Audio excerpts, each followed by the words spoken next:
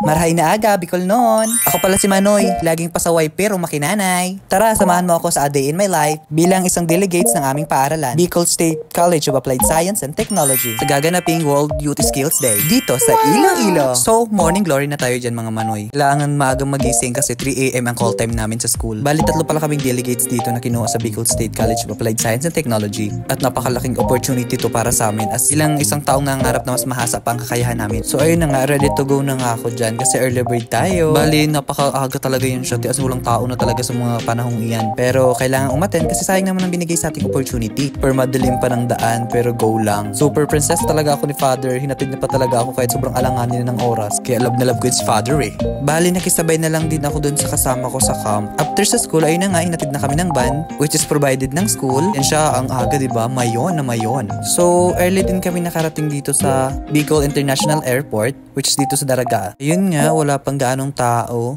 And sobrang happy ko talaga dyan guys kasi mauulit na naman ang flight natin dyan. Siyempre as bago-baguhan sa pag-travel, ganyan, nakaka-amaze lang talaga ma-experience ang mga gantong bagay. Kaya di ko talaga pinalagpas ang opportunity na to. Kasi sayang diba?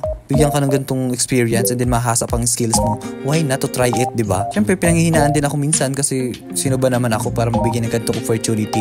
Pero siyempre ginrab ko na siya kasi sayang naman talaga. Kung marami naman mag-a-against sa akin pero hala na sila basta ako masaya ako sa ginagawa ko, go! As you can see naman, Manoy, naglayog-layog, lumilipad na talaga yan siya. And OTW na kami niyan sa Manila.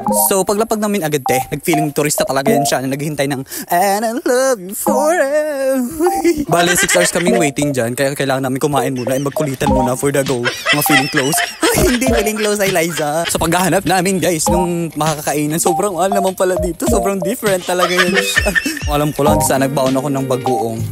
Hindi bagoong. After 6 hours of waiting, ayan, magde-departure na naman kami papuntang Iloilo which is ito na nga yun siya, go. Sobrang sakit na ng tenga ko talaga dyan. Tingnan mo, sakit yun. Pero siguro naninibago lang din ako kasi din mo ako sanay sa mga gantong eksena mare. So pagtsagaan nyo na kung ganyan-ganyan talaga yung pagkatao ko. Pero syempre amaze na ako sa mga nakikita ko dyan. Look at naman kasi diba, sino di naman maa-amaze sa ganyang look. O diba, ang ganda, pretty talaga yan siya. And bali pala Manoy, first timer ako, mag-try ako sa mga gantong eksena.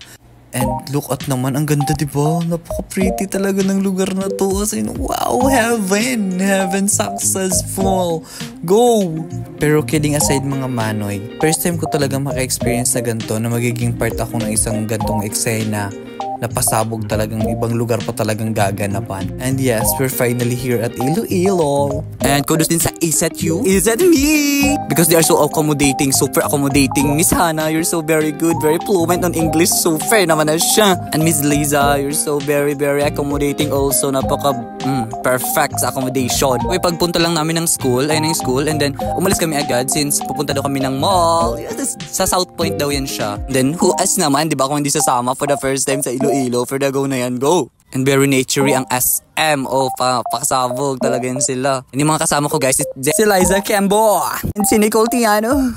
Naman yan siya, go. And there are a lot of foods there. There's a lot of food there. And then we have no money enough though. Hoy! And ayan, since kakain daw kami, and kumain na din kami niyan, and that time it's so very evening na yun siya. Gala-gala muna kami dyan since yung ibang partners namin is kumakain pa din at that moment.